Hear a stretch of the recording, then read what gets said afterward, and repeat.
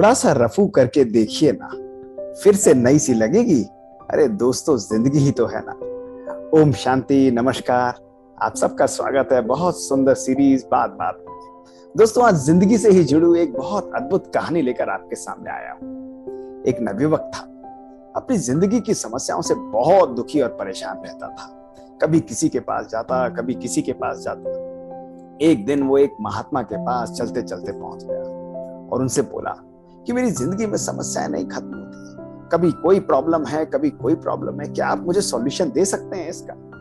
तो महात्मा उसको देखकर मुस्कुराने लगा, कहता है, बेटा आओ बैठो, तुम्हें मेरा केवल एक कार्य करना पड़ेगा और अगर तुमने कर दिया तो तुम्हारी सर्व समस्याओं का सॉल्यूशन मैं तुम्हें दे दूंगा। उस लड़के के मन में उत्सुकता जागी। उसने कहा, वाह, आज तो मुझे सर्व समस्याओं का सॉल्यूशन मिल जाएगा।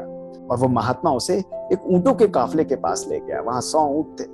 महात्मा ने कहा कि तुम्हें ज्यादा कुछ नहीं करना बेटा, एक रात इन 100 ऊंटों के साथ गुजारनी है और केवल एक कार्य करना है कि जब ये सारे ऊंट सो जाएं तब तुम्हें भी सो जाना है।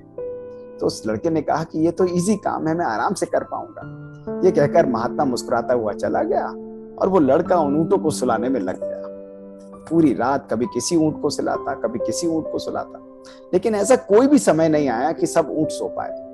अगले दिन जब उसकी नींद हुई नहीं, वो ले ही नहीं पाया, तो वो उठकर सीधे महात्मा के पास पहुंचा। थका हुआ था। उस महात्मा से जाकर बोला कि ये आपने कैसा कार्य दिया? पूरी रात मैं जागता रहा और मेरे ऊंट तो सोए नहीं। तो महात्मा ने मुस्कुराते हुए बोला कि बेटा, तुम्हें कुछ समझ में आया? तो उस लड़के ने कहा, नहीं महात्मा जी, आप समझाएं। तो उस महात्मा ने कहा कि बेटा, ये ऊंट कुछ और नहीं है, तुम्हारे जीवन की समस्याएं हैं। तुम देखो, तुम्हारे जीवन में समस्याएं तो हैं, वो तुम्हारे जीवन का अभिन्न अंग है, वो आएंगी जाएंगी। लेकिन ऊंटों की बातें, कई सारी समस्याएं ऐसी होती हैं जिनको तुम अपने एफर्ट से, अपने प्रयास से बिठा सकते हो। जैसे कल रात को तुमने कुछ ऊंटों को सुलाने की कोशिश की और वो सो गए। लेकिन कुछ समस्याएं ऐसी भी होती हैं जो तुम जितना भी प्रयास करो वो खड़ी रहती है। ऐसी समस्याओं से अपना ध्यान हटाकर तुम्हें कहीं और फोकस करना चाहिए। और कुछ समस्याएं ऐसी भी होती हैं जो स्वतः ही समाप्त हो जाती हैं। जैसे तुमने देखा कि कुछ ऊंट जो है वो खड़े रहे, जब तुमने उनकी तरफ ध्यान ही नहीं दिया, वो थककर स्वयं ही बैठकर सो गए। तो वो लड़का मुस्कुराने लगा। उसने कहा, आपने तो बिल्कुल ठीक बात बोली। आज मुझे समझ में आया कि हमारे जीवन के अंदर समस्याएं तो एक अभिन्न अंग है, लेकिन उन समस्याओं के साथ भी सदा समाधान जुड़ा हुआ होता है।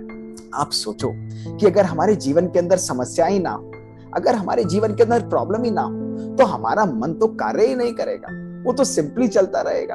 अरे अगर कोई चीज परमात्मा ने बनाई है, अगर कोई चीज ऐसी है, उसको हम यूज नहीं करेंगे तो क्या होगा? उसके ऊपर जंग लग जाएगी, वो खराब हो जाएगा।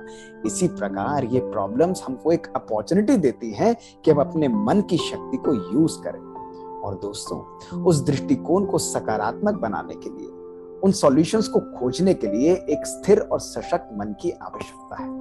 जैसे आप देखो, यदि पानी के अंदर आपको अपनी परछाई देखनी हो, तो पानी के अंदर किन 2 गुणों की आवश्यकता होगी? एक तो पानी का स्वच्छ होना आवश्यक है और दूसरा पानी का स्थिर होना आवश्यक है। एक स्वच्छ और स्थिर पानी के अंदर ही हम अपनी परछाई देख सकते हैं। इसी प्रकार जब हमारे जीवन में समस्याएं आती हैं, प्रॉब्लम्स आती हैं दोस्तों, उस समय मन को स्थिर रखना और मन को सशक्त रखना बहुत आवश्यक है।